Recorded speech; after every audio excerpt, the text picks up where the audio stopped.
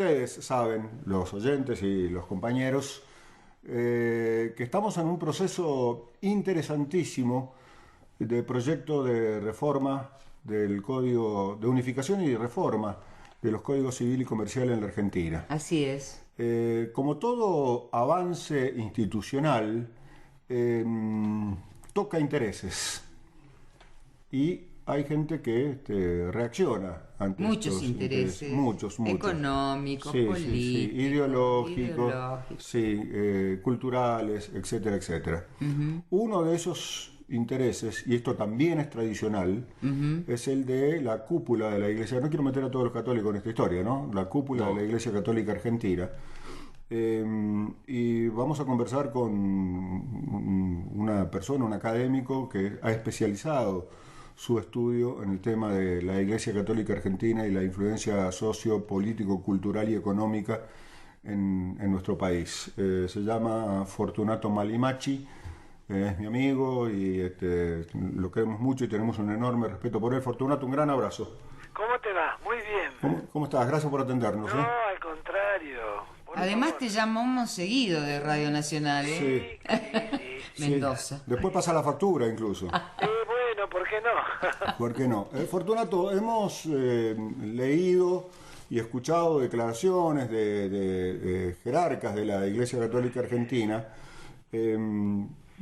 repitiendo argumentos, yo diría que hasta seculares, ¿no? Cuando se presentó allá por fines del siglo XIX, principios del XX, el reconocimiento de los hijos extramatrimoniales, primero con el casamiento civil y los registros civiles y los registros para inscribir nacimientos y matrimonios y defunciones. Después, más cerca, los diversos intentos de ley de divorcio vincular y hasta hace muy poco tiempo en este proceso iniciado en el 2003, el matrimonio igualitario. El argumento es el mismo, ¿no? Se destruye la familia y si se destruye la familia se destruye la sociedad. ¿Cuál es tu visión al respecto? Bueno, es cierto que es una institución que se cree poseedora de un saber moral, poseedora de unos conocimientos que tienen que ver sobre el cuerpo, poseedora del monopolio sobre el bien y el mal en la sexualidad, relaciones sexuales, comportamientos familiares, y que cuando llegan a este tipo de temas supone que tiene que hablar, decir y expresarse. La manera de hacerlo, bueno, fue distinta en distintos momentos históricos. Esta vez, al menos, fue interesante que por primera vez el presidente de la conferencia episcopal participara como tal, es decir, tuviera sus 10 minutos, opinara, hablara, dijera y después se retirara junto con otra gente de otros grupos religiosos que le pidieron la semana pasada hablar ahí en el Congreso. Es auspicioso primero que se reconozcan uno más, es decir, ya no son la nacionalidad, la patria, la totalidad, la argentinidad, sino un componente más de la sociedad, y en ese sentido, bueno, se expresan. Lo que sucede cuando se expresan, como bien ustedes dicen, muestran concepciones muy conservadoras, concepciones muy autoritarias y concepciones patriarcales algunas veces, otras veces atentando contra la libre elección, que es un gravísimo problema que tiene la Iglesia y los grupos religiosos. Es decir, la conciencia individual es utilizada. Fíjate vos que cuando se retiró el presidente de la conferencia episcopal, que le pedía a los diputados y senadores que usen su conciencia individual y no la partidaria. Cuando esto mismo después llevado a lo cotidiano es totalmente al revés. Se le dicen acepten estas normas, acepten estos preceptos, no se dejen llevar por una sociedad que los lleva por un camino del mal, que esto que el otro. Bueno, ahí me parece que hay un problema cada vez más irresoluble que se muestra porque esa exposición pública, en vez de tener aceptaciones, por el contrario, encuentra cada vez más rechazos. Esto se expresa mucho en la credibilidad de las autoridades católicas, que es cada vez menor. Y bueno, y ahí me parece que ese es el panorama en el cual nos encontramos hoy en la sociedad argentina, que cada vez, como bien vos decías, se avanza en derechos, se democratizan bienes diversos, económicos, políticos o culturales. Bueno, esa institución parece que quisiera preservarlos y otras veces lo hacía junto con, bueno, militares, grupos mediáticos, grupos económicos. A mí como observador me interesó mucho ver que esta vez, cuando el antiguo cardenal de la Ciudad de Buenos Aires, presidente de la Conferencia Episcopal Bergoglio, se expresó en contra del matrimonio igualitario, él lo hizo llamando a líderes políticos de la oposición. Ese día él fue tapa de todos los diarios. Ahora que el presidente de la Conferencia Episcopal va a sus 10 minutos, fíjate vos que no se dio ninguna tapa. Y más, la página 47 del diario que tiene más tirada en la Argentina, y el otro diario ni lo publicó en chiquito. Y esto me parece interesante también verlo, ¿no? Estas crisis que está empezando a haber en la medida que hay un proyecto político y cultural que intenta quebrar esos privilegios, quebrar esos monopolios, bueno, se resquebrajan también esos frentes. El mismo presidente de la Corte Suprema de Justicia, Lorenzetti, dice que ellos, es decir, no plantearon que están en contra de la reforma del Código Civil o de los códigos civil y comercial. En este caso lo que les interesaba era el Código Civil, sino unos pequeños detalles, bueno, no tan pequeños, que tienen que ver, por ejemplo, con el derecho de los niños que nacen por fertilización asistida. Claro. ¿Sí? Ahí es verdad, más, porque él dice más, el presidente de la Corte dice, hemos acordado con la Conferencia Episcopal varios de estos temas. Bueno, si lo han acordado sería bueno que lo conozcamos todos, claro, ¿no? Porque ahí es donde aparecen. Lo hago más. Cuando la autoridad episcopal tiene que hacer público su reclamo y aparecer y hablar, es donde pierde un poco de poder. Ese poder misterioso que se supone que tiene, que derriba gobiernos, que derriba personas, que si no se cumple con lo que ellos quieren no va más. Bueno, con la ley de matrimonio igualitario quedó visto de que si hay voluntad política y hay voluntad social, hay movimientos, se puede ir adelante.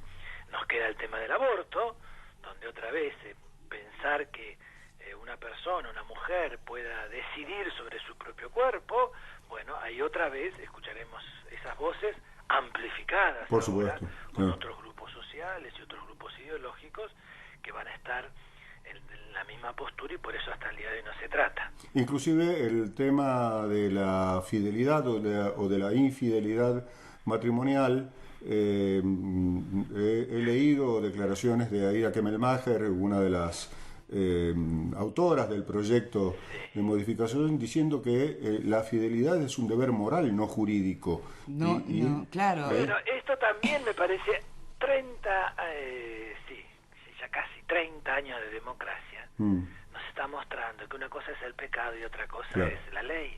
Una cosa es cometer una infracción y otra cosa es pecar contra tales o cuales preceptos. Esto me parece todavía más interesante, aunque en el lenguaje cotidiano, viste que alguna gente sigue hablando, el pecado, pero bueno, lo dejo ahí. Sí. Sin embargo, a mí hay un tema que me interesa más y que está poco tratado, que es el de la situación, la persona jurídica que está en este código, que es el mismo de Vélez Arfiel, el hecho con ese liberalismo oligárquico de varones, padres, cristianos, europeizantes, que lo ponía a la Iglesia, que pone a la Iglesia, decía en aquel momento, y a otros grupos religiosos, como instituciones que tienen los mismos derechos que tiene el Estado, es decir, como el Estado-Nación, el Estado-Provincia y el Estado municipal. Un Estado dentro de otro Estado. Claro, vos fijate que es el artículo 33 del Código de Vélez Arfiel, que fue modificado y casi nadie lo dice, por la dictadura, esa dictadura católica, militar, empresarial de Onganía, en el cual más restringió, sacó todos los otros grupos que eran reconocidos como tales, y solo puso el Estado-Nación, la provincia, el municipio y la Iglesia Católica, los únicos que son reconocidos como con personería pública, y todos los demás son privados. A ver, esto sí que a mí me preocupa, porque ahí los obispos no hablan de estos temas, porque nadie les pregunta. ¿Por qué? Porque se ha acordado, y esto sí me preocupa, entre ciertos sectores que elaboraron el código, que de eso no se habla. Entonces, estamos por un lado escuchándolos, bueno, que hablen y digan y hacen bien y que digan lo que quieran. Pero a mí sí me interesa como ciudadano cuál es el papel que el poder, que el código en este caso, el poder judicial y la sociedad política piensan que debe tener la institución Iglesia Católica.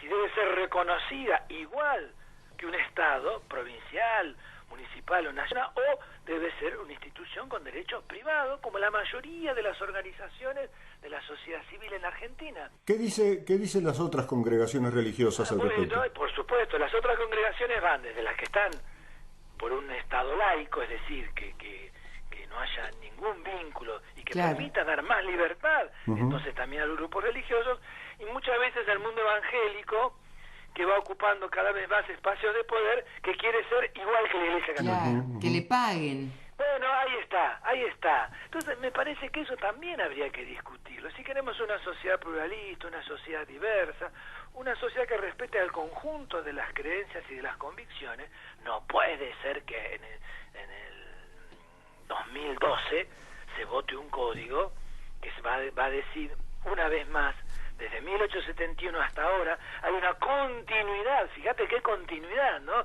Se cambió casi todo y sin embargo eso va a seguir exactamente igual al que hizo la dictadura, porque todavía el de Vélez Sarsfield era más amplio, era la idea de subordinar a varios grupos más, comunidades, cooperativas, decía. Onganía quitó todo, dejó solo la Iglesia Católica, ya no para subordinarla, sino que para que participe de los mismos privilegios y en el mismo espacio que el Estado en esas dictaduras cívico-militares y religiosas que asolaron nuestro país. Bueno, y así todo, de eso no se habla. Yo vi que el presidente de la Corte dice, bueno, no es el momento, la sociedad política dice, bueno, está en la Constitución, no la podemos tocar. ¿Cómo no se puede tocar? Si es un código, se puede tocar. Quizás no lo quieran tocar porque no es el momento, pero hay un tema ahí. ¿Cuándo es el momento? Claro, porque las instituciones religiosas tienen tiempos largos, tiempos larguísimos, y si la sociedad política no lo ve, no lo asume, dice, bueno señores, vayan ustedes a la sociedad civil, hagan que sus fieles los financien, hablen todo lo que quieran, digan todo lo que quieran, y a partir que sus fieles los escuchen, ustedes sean capaces de tener determinado poder. Hacerse cargo, claro. Y bueno, que se hagan cargo, y sin embargo, yo veo que no se quiere, ojalá yo quizás mañana o pasado vaya a hablar de este, voy a hablar más de este tema que de los otros, claro. Porque los otros me parece que hoy por hoy hablan y ya está, tienen peso, por supuesto, no hay que ser ingenuo, pero es una sociedad cada vez más democrática, cada vez más movilizada, cada vez más politizada. Por eso les preocupa tanto cuando se politizan los jóvenes. Por eso les empiezan todos esos sectores, hacen ahí un grupo, se juntan todos, porque saben que al politizarse todos estos temas comienzan a debatirse, comienzan a decidirse de otra manera. Y bueno, ahora en este tema veo que nos quedamos cortos. Bueno, de todas maneras está abierta la discusión y eso es bárbaro, ¿no? Espero, Julio, que vos y tantos otros, entonces, que yo he escuchado, muchas otras personas que pedimos eso, que sea un Estado laico y que los grupos religiosos, como tantos otros, vayan a la sociedad civil, digan todo lo que quieran. Para eso la sociedad es democrática, pero no se atribuyan el monopolio de un cierto saber, y en este caso el monopolio de ser reconocido como persona pública. Me pregunto, ¿está abierta la discusión? ¿Y por qué no?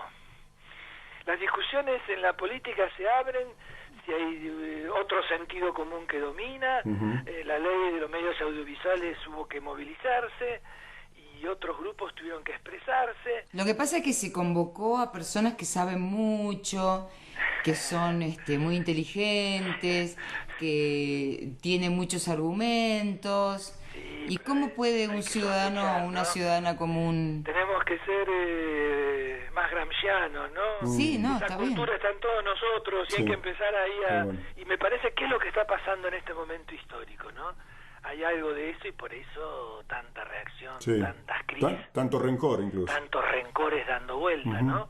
Pero bueno, ojalá que se pueda discutirlo y decir decir que bueno, cuando digan no se puede ahora, ya la conocemos de memoria, y si nos dice que la Constitución dice tal o cual cosa, le podemos decir, mira, la Constitución dice, y sin embargo la historia argentina, los códigos cambiaron, las prácticas cambiaron. Y las constituciones también cambiaron. Las constituciones también. Sí. Y nosotros todavía tenemos otro problema, que las leyes de la dictadura que le daban privilegio a la Iglesia Católica a todo nivel, siguen vigentes hasta hoy, fines de agosto del 2012. Bueno, como siempre, un placer escucharte y dialogar con vos. El placer es mío de escucharlo y de que me llames y que, bueno, a la distancia podamos compartir anhelos de más democracia y más derechos. En eso estamos. Ojalá. Un gran abrazo. Un gran abrazo para ustedes. Gracias. Gracias. Chao, Fortunato Malimachi, sociólogo especialista.